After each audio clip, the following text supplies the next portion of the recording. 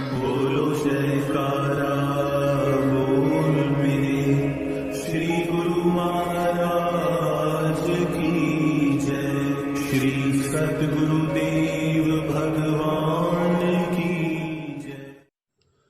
गुरुमुखो, प्राचीन काल से मानव उस महान सच्चाई आत्मा और परमात्मा की खोज में लगा हुआ है। इस खोज को उसने स्वेच्छा से पहाड़ों को और कंदराओं को और घने जंगलों में हजारों वर्षों की तपस्या की। इससे उसने अद्वितीय शक्तियों को तो प्राप्त कर लिया, परंतु सच्चाई की तह तक न पहुंच सके। कुछ सत्यता के अभिलाषियों ने तपस्यारत ऋषियों मुनियों से इस रहस्य को पाने का प्रयत्न किया। वे इस मार्ग पर अग्रसर होकर लाभान्वित हो तो हुए, परंतु वास्तविकता तक न पहुंच पाए। सत्यता के अन्वेषक संत सत्पुरुषों की रहनुमाई के बिना इस ज्ञान की प्राप्ति नहीं हो सकती। गुरुवाणी में लिखा है, काहे रे बन खोजन जाई, सर्वनिवासी सदा अल्पा तो ही सगी समाई।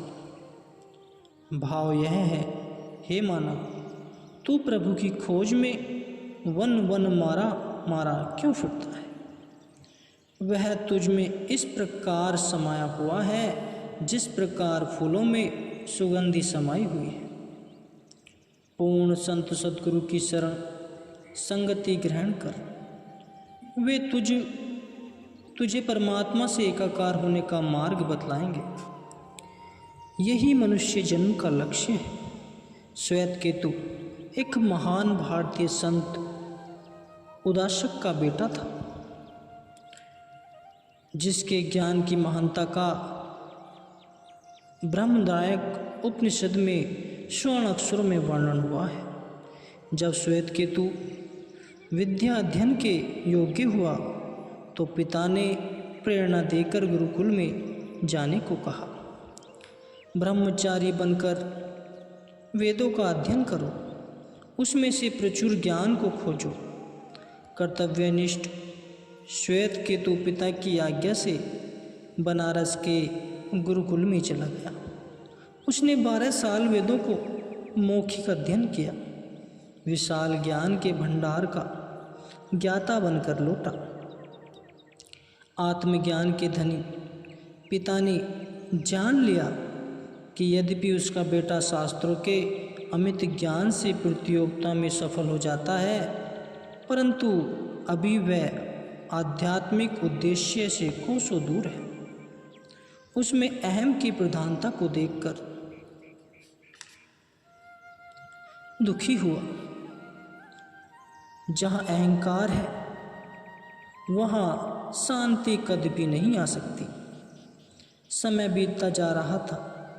पिता ने पुत्र को यह रहस्य बताने का निर्णय किया। उचित समय और स्थान को देखकर पिता ने पुत्र से कहा, श्वेत केतु, तुमने अपने सद्गुरु से उस ज्ञान को प्राप्त नहीं किया जो सब ज्ञान के भंडार की कुंजी है, और जिस सत्यता की तुम्हें खोज करनी थी उससे भी तुम अनभिज्ञ हो। श्वेत केतु के अभिमान को चोट लगी। उसे स्वयं भी यह अनुभव हुआ कि उसका ज्ञान अभी अधूरा है। उसे अपने भीतर आंतरिक शांति की कमी महसूस हुई और उसने सोचा कि वास्तविक ज्ञान उसकी समझ से बाहर है। इसलिए उसने अपने पिता के उपदेश पर अध्ययन करना शुरू कर दिया, जो उसे समझा रहे थे कि एक महान सत्य को उसने प्राप्ति नहीं किया। वह कौन सा है? श्वेत केतु ने नम्रता से उत्तर दिया, पिताजी, आपका मुझसे अपरिमित प्यार है, अतः उस वास्तविक ज्ञान का मार्ग सुझाइए। आप यहाँ ज्ञानी एवं शुभ चिंतक हैं, इसलिए जिस ज्ञान के विषय में समझा रहे हैं उसका पूर्ण रहस्य मुझे क्यों नहीं बतलाते? कृपया आप मेरे गुरु बनकर मार्गदर्शन करें। यहाँ जो पिता और पुत्र के मध्य आत्मज्ञान का संवाद दिया जा रहा है वह केवल श्वेत केतु का मार्गदर्शन करने में समर्थ नहीं, अपितु यह सदियों तक लाखों अन्य जिज्ञासाओं का मार्गदर्शक बनेगा। आत्मज्ञान का महान रहस्य सुंदर एवं सरल रूप में दर्शाया गया है। पिता, बेटा, इन मिट्टी के खिलौनों को देखो। इन सब के अंदर मूल तत्व मिट्टी है। इसके रूप, आकार व नाम भिन्न भिन्न हैं, परंतु असली वस्तु केवल मिट्टी ही है। अब तुम इसमें कुछ समझ गए होंगे। इसी प्रकार सोना भी एक धातु है। उससे अनेक प्रकार के आभूषण भिन्न भिन्न नाम देकर बनाए जाते हैं। वह धातु क्या वस्तु है? अब स्टील से बनी अलग अलग वस्तुएं देखो, जैसे कि चाकू, सुई, तलवार आदि। इन सर्वस्व वास्तविकता को देखो, तुम स्वयं जान जाओगे। ऊपर लिखित उदाहरणों में मिट्टी, सोना, स्टील ही वास्तविक वस्तुएं। अतः तुम्हें समझना चाहिए कि एक वास्तविक वस्तु कितने विशाल रूप और नामों में बदल जाती है। सबसे पहले केवल एक स्थायी शक्ति विद्वान थी, अन्य कुछ भी नहीं था। एक से अनेक होने की इच्छा ने इसे अनेकों रूपों में बना दिया। पृथ्वी, आकाश, पानी, वायु, अग्नि आदि तत्वों के मिश्रण से विस्तार बढ़ता गया। इस संसार में चर अचर पदार्थ जो कुछ भी दिखाई दे रहे हैं सबके अंदर तत्वों का समिश्रण है। श्वेत केतु के सामने एक नया रहस्य खुला, जिससे अनेक अंतर्चक्षु खुल गए और उसने पूछा, जब मनुष्य सोता है तो कहाँ चला जाता है और उसका मन क्या करता है? पिता ने कहा, जब मनुष्य सोता है उस समय के लिए वह अपनी आत्मा में या आंतरिक क्षेत्र में लीन हो जाता है। मानव का मन खूंटे पर रस्सी से बंधे हुए पशु की भांति होता है, जो इस खूंटे के चारों ओर चक्कर काटता रहता है और इससे बाहर नहीं जा सकता। अतः मन शरीर में प्राण अथवा मूल शक्ति के इर्द गिर्द घूमता रहता है, परंतु इस शरीर को छोड़कर कहीं नहीं जा सकता। जब मनुष्य की मृत्यु होने वाली होती है तो उसकी बोलने की शक्ति मन में समा जाती है। उसका मन प्राण में और प्राण उसी ज्योति में लीन हो जाते हैं, जो ईश्वरीय शक्ति का एक भाग है। यह सूक्ष्म शक्ति है, यह सारे संसार में समाई हुई है।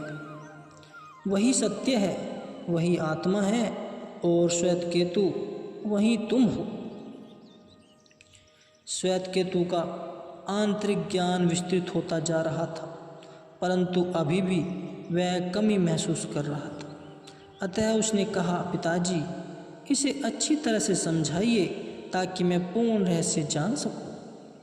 पिताजी ने कहा, प्रिय बेटा, मधुमक्खियाँ अनेक प्रकार के फूलों के रस में शहद बनाकर छत्ते में इकट्ठा करती हैं। क्या छत्ते की एक बूंद बता सकती है कि शहद किस फूल से बनी है? कदापि नहीं। इसी प्रकार सब प्राणियों की दशा है। महान मूल शक्ति के केंद्र से अलग होकर उन्हें मालूम ही नहीं कहाँ से आए। वे अपना मूल रूप भूल चुके हैं। चाहे वह शेर हो, चीता हो, गाय हो, चूहा हो या कीट पतंग भी हो, उस महान शक्ति में समाकर एक हो जाते हैं। जिस महान ज्योति में वे लीन हो जाते हैं वही परमात्मा है। वही अति सूक्ष्म शक्ति संसार की प्रत्येक वस्तु में समाई हुई है, वही तुम हो श्वेतकेतु। पुनः जिस प्रकार अनगिनत नदियों चारों ओर से आकर समुद्र में समा जाती हैं और एक रूप बन जाती हैं, क्या तुम बता सकते हो कि उस समुद्र में अलग अलग नदियों का पानी कौन सा है? इसी प्रकार ही सभी प्राणी उस महान शक्ति में समा जाते हैं। यही उस आत्मा का रहस्य है बेटा। श्वेतकेतु पिता के उपदेशों को ध्यानपूर्वक सुन रहा था। यद्यपि वह उस महान शक्ति आत्मा की सत्ता को समझने लगा था, परंतु यथार्थ सत्य को अनुभव करने की युक्ति उसे अभी समझ नहीं आ रही थी। अतः उसने एक बार पुनः प्रार्थना की कि एक बार फिर इस रहस्य को दोहराइए। पिता ने अच्छी तरह समझने के लिए कहा, जाओ और बड़ के पेड़ से पका हुआ लाल फल ले आओ। श्वेतकेतु पका हुआ फल ले आया और पिता के आदेश अनुसार उसके 2 टुकड़े कर दिए। फल के अंदर तुम क्या देख रहे हो? पिता ने पूछा। निसंदेह असंख्यक छोटे छोटे बीज, उसने उत्तर दिया। अब इन बीजों में से एक बीज को छील कर देखो, पिता ने कहा। जब उसने वैसा किया तो पिता ने पुनः पूछा, इसके अंदर क्या है? इसमें कुछ भी नहीं, बेटे ने उत्तर दिया। फिर श्वेतकेतु, इतना बड़ा बड़ का पेड़ कुछ भी नहीं, इसे उत्पन्न नहीं हो सकता। तुम अपनी आँखों से देखते हो कि बीज के मूल में कोई वस्तु है जिससे इतना बड़ का पेड़ फैलता फूलता है। वही शक्ति आत्मा है जो दिखाई नहीं देती, सर्वत्र एवं सब वस्तुओं में समाई हुई है। यह वही आत्मा सबका मूल स्रोत है। वह शक्ति तुम हो श्वेतकेतु।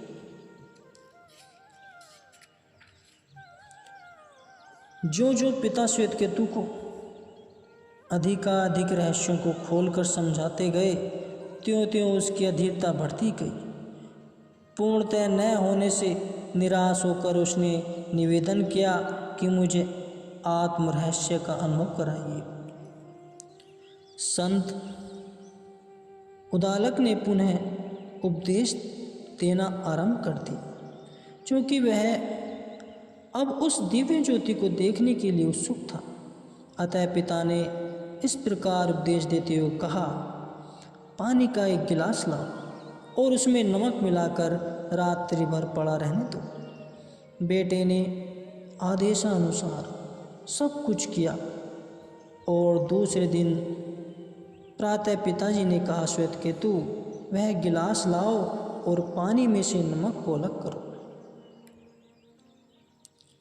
उसने कहा कि यह तो असंभव है, कठिन है, हो नहीं सकता। अच्छा, अब इसके नीचे मध्य या ऊपर से पानी की बूंद लेकर बताओ कि इसका स्वाद क्या है। यह नमकीन है, श्वेतकेतु ने कहा। प्यारे पुत्र, उस आत्मा को पहचानो। यह महान आत्मा भी पानी में नमक की तरह ब्रह्मांड की हर वस्तु में समाई हुई है। वही शक्ति हो तुम श्वेतकेतु। अब सुनो इस सूक्ष्म आत्मा को अनुभव करने की युक्ति। कल्पना करो, हम एक व्यक्ति को आँखों पर पट्टी बांधकर उसे घर से दूर अज्ञात जंगल में छोड़ आते हैं। जैसे ही वह लौटेगा, वह अपनी आँखों से पट्टी उतार देगा। तब वह इधर उधर घूमा तथा अपने परिवार में जाना चाहेगा, जहाँ से वह आया था। गांव-गांव से निकलते हुए उसकी भेंट एक ऐसे व्यक्ति से हो गई जो उसके परिवार को जानता था। उसने उसको मार्ग बताया और वह घर में पहुंच गया। अपना निजी घर आत्मा को खोजने का भी यही रास्ता है। हम भी उस घर से भटक कर संसार के जंगल में मारे मारे फिर रहे हैं।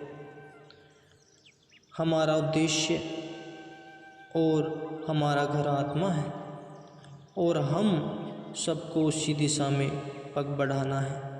यदि हम उसे पाने के उत्सुक हैं तो निश्चय ही कोई न कोई मार्गदर्शक मिल सक जाएगा और वह लक्ष्य तक पहुँचते। जब उत्कृष्टता बढ़ेगी तो संत महापुरुषों का मिलाप हो जाएगा।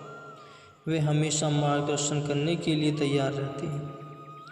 ऐसा बृहदारण्यक उपनिषद में वर्णन है। श्वेतकेतु ने मूल शक्ति आत्मा को इस प्रकार पहचाना जैसे खिलौनों में मिट्टी, आभूषणों में सोना, औजारों से स्टील तथा पानी में नमक की सत्ता विद्वान है। यही वह आत्मज्ञान है जिसका उपदेश संत सद्गुरु प्रदान करते हैं। वे चिताते हैं कि परमात्मा सर्वत्र एवं सर्वज्ञ है। जब इसका अनुभव कर लोगों को कभी भी किसी का दिल नहीं दुखाओगे तथा दूसरे की भावनाओं का सम्मान करोगे।